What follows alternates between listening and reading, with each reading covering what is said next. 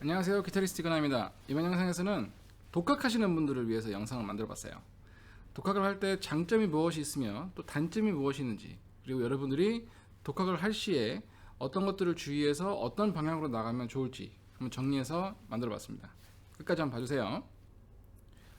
저 또한 중학교 2학년쯤부터 기타를 독학으로 시작했습니다.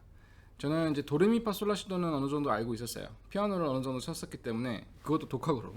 어쨌든 피아노를 쳤기 때문에 음표를 읽을 수 있었으니까 그 변에서는 어쩌면 맨땅 헤딩을 조금 앞선 맨땅 헤딩이라고 할 수 있었는데, 제가 했던 방식은 그 당시에 인터넷이 없었고 제가 컴퓨터도 없었고 정말 뭐 요즘 우리가 상상하고 있는 어떤 그런 자료를 찾을 수 있는 방법이 하나도 없었습니다.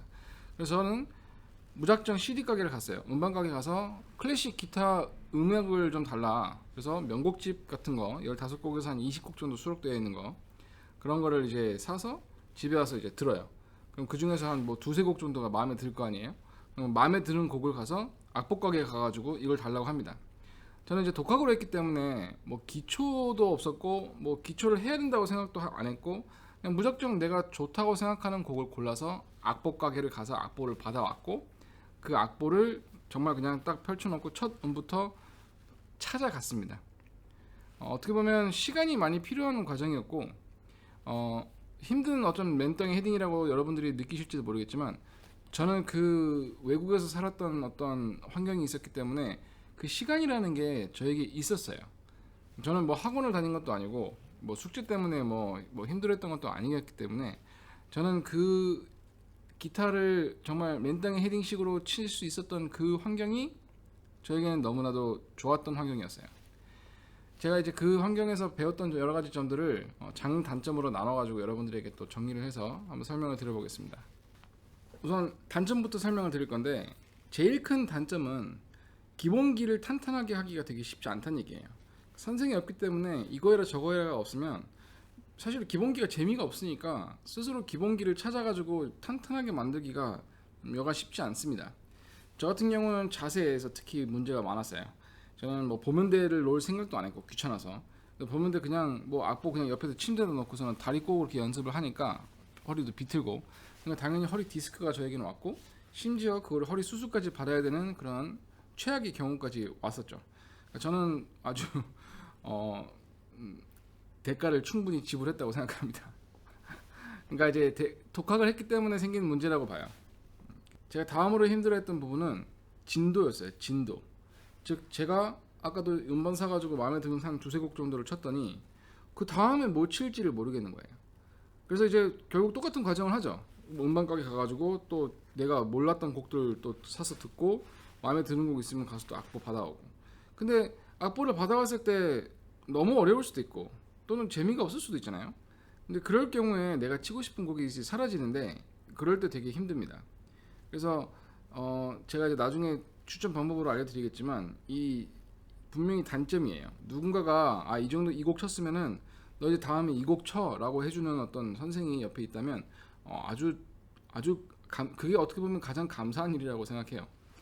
그리고 그거를 찾아가는 그 과정이 생각보다 되게 어렵고 인내심이 많이 필요합니다.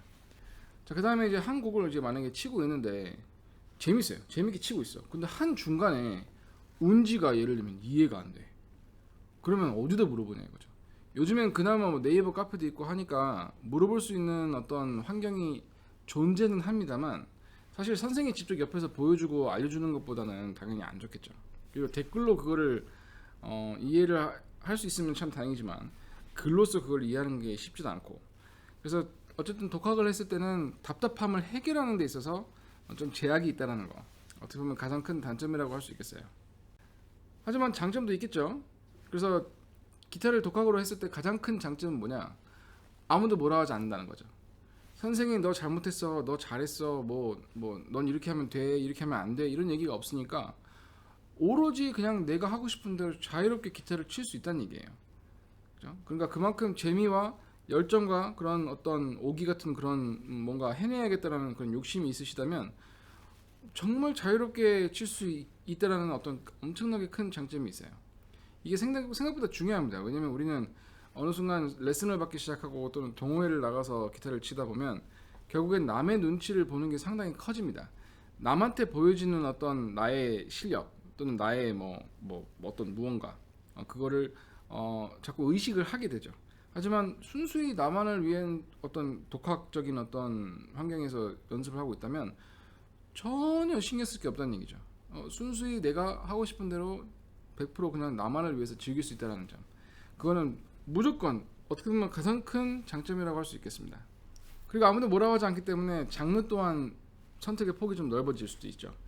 예를 들면 선생에 따라서 어떤 선생한테 배우게 되면 그 진도의 개념이 카르카시 기준일 수도 있고 또는 뭐 예전 뭐 소르 같은 곡일 수도 있고 하여간 클래식 기타적인 진도를 생각을 한다면 솔직히 말씀드려서 딱히 이제 재미가 없는 곡들을 골라서 들을 수밖에 없죠.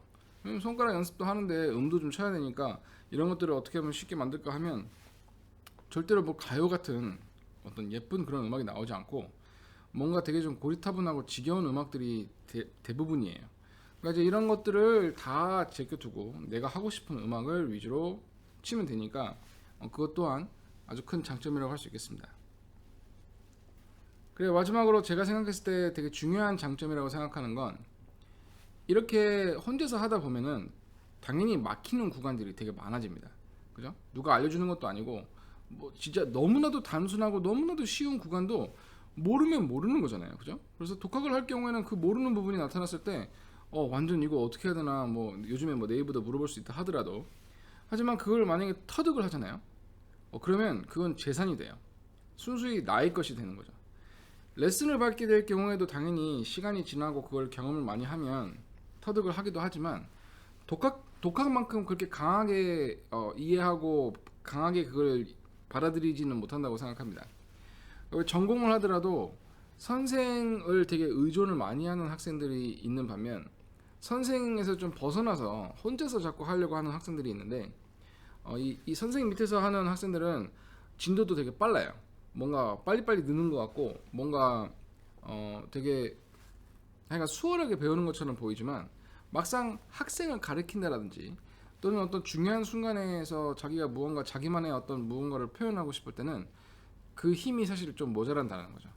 반대로 이제 독학을 해서 또는 자기 혼자서의 힘으로 뭔가를 많이 터득한 사람들은 뭔가 되게 답답해 보이고 옆에서 봤을 땐 진도도 좀 느릴지도 모르지만 무언가 자기만의 고유의 색깔이 분명히 존재하게 돼요.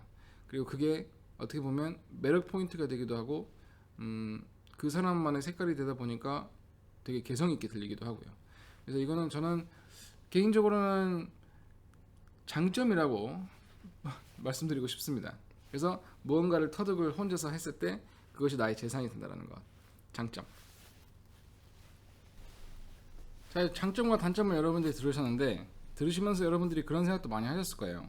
장점이 단점 같기도 하고 단점이 장점 같기도 한데 뭐 이런 식으로 맞습니다. 독학을 하다 보면 뭐가 단점이 되고 뭐가 장점이 될지는 여러분들이 어떻게 생각하기에 나름이라고 생각해요. 자, 그래서 제가 지금 알려드리고 싶은 이 추천 방향이 가장 중요하다고 생각합니다. 자, 독학에서의 힘은 넓게 배우는 게 저는 되게 중요하다고 봐요. 즉 이걸 데이터베이스로 생각을 하면 되게 이해하기 편할지도 모릅니다. 많은 연주를 들어보시고 많은 연주자들을 들어보시고 그렇죠? 또 많은 어떤 강의 내용들을 들어봐서 나의 어떤 지식들이 아주 짜잘짜잘하게 넓어지는 게 저는 독학의 어떤 가장 큰 힘이 된다고 생각합니다. 선생이 지시를 하게 되면 이거 하다 보면 이 수직적인 관계에서 선생으로부터 내려오는 어떤 그 지식들이 쌓이는데 이것 또한 되게 탄탄하고 되게 뭐 큰 힘이 될 수도 있지만 독학에서는 이게 쉽지가 않다는 얘기죠. 그렇죠? 그러다 보니까 넓게 어떤 한 연주자를 너무 집중해서 듣기보다는 진짜 한 100명이면 100명의 연주자들이 하는 말들을 다 듣는 거죠. 저만 듣지 마시고 다른 연주자들도 좀 들어보시는. 네. 그래서 유튜브 같은 게 요즘엔 너무 잘 돼 있는 게 요즘엔 국내외를 따지시면 안 돼요. 외국에서도 정말 너무나도 좋은 강의가 많고 그럼 요즘에 자막 기능 키면 그 영어로 말하고 하는 거를 한국 자막으로 들을 수도 있단 말이죠. 볼 수도 있단 말이죠. 그러니까 외국 연주자들도 강의 들어보시고 한국 연주자들도 강의 들어보시고 연주도 정말 수많은 연주자를 들어보고 특히 내가 치고 있는 곡에 대해서만큼은 요즘 유튜브 딱 그 곡 검색하면 최소 수십 명이 그 곡을 쳤단 말이죠. 그럼 최소 그 절반 정도는 보겠다는 각오로 여러분들이 임하셔야 여러분들의 데이터베이스가 이렇게 넓어진다고 생각합니다. 그리고 이 넓어진 데이터베이스가 결국 독학하시는 여러분들에게 가장 큰 힘이 되고 무기가 될 것이라는 거죠. 저는 장르도 좀 여러분들이 좀 자유롭게 하셨으면 좋겠어요. 그래서 클래식 기타가 재밌다고 하시면 당연히 클래식만 하셔도 상관은 없겠지만 요즘 뭐 핑거스타일 같은 장르에서도 듣기 너무 좋은 곡들이 많다는 얘기죠.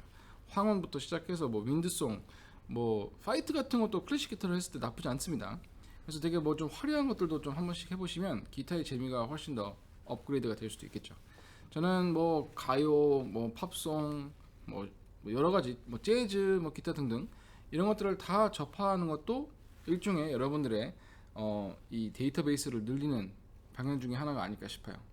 그래서 여러분 독학하신다면 여러분들의 데이터베이스를 충분히 넓히는 연습을 해주시는 게 여러분들이 오랫동안 기타를 칠 수 있는 방법이 될 겁니다. 이번 영상 여기까지 준비했고요. 다음 영상에서 뵙겠습니다. 영상 좋았으면 좋아요, 구독 꼭 눌러주시고 다음에 뵙겠습니다. 빠이빠이.